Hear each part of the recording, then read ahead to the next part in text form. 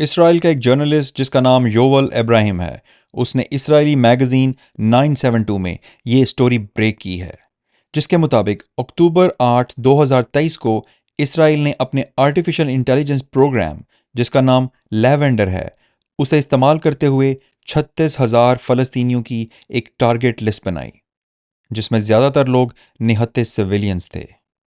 इस आर्टिकल के मुताबिक ये प्रोग्राम इसराइल मिलिट्री ने कुछ साल पहले बनाया था और ये आर्टिफिशियल इंटेलिजेंस की बेस पे बना है, जिसके दो हिस्से हैं।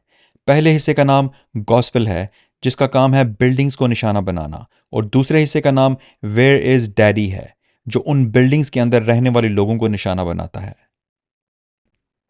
सोर्सेज के मुताबिक इस प्रोग्राम के जरिए इसराइल ने गजा की 90% आबादी को पहले स्कैन किया, मतलब गजा में कौन कौन कहाँ कहाँ रहता है, वो सारी इंफॉर्मेशन कलेक्ट की। फिर इस प्रोग्राम ने हर शख्स को एक रेटिंग दी।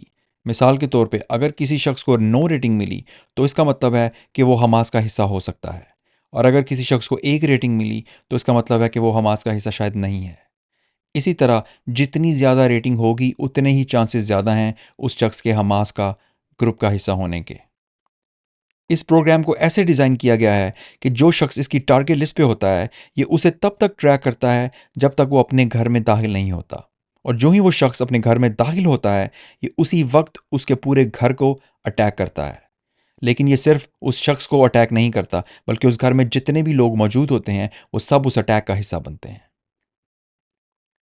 इस प्रोग्राम को इस्तेमाल करने के लिए बहुत सारा डाटा प्रोसेस करना पड़ता है, जिसके लिए बहुत बड़े सर्वर्स की ज़रूरत होती है, और दुनिया में सिर्फ अमेज़ॉन, जो कि एक अमेरिकन टेक जायंट है, इस लेवल के क्लाउड सर्विस प्रोवाइड कर सकता है।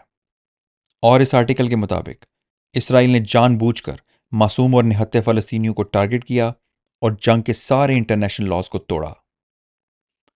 ये पहली दफ़ा है जब आर्टिफिशियल इंटेलिजेंस को इस लेवल पे एक जंग में इस्तेमाल किया गया है, और फ्यूचर में इसके असरात इंसानियत के लिए एक एग्जिस्टेंशियल थ्रेट बन सकते हैं। अगर आपको ये वीडियो इन्फॉर्मेटिव लगी और ऐसी और स्टोरीज जानने के लिए हमारा चैनल सब्सक्राइब कीजिए।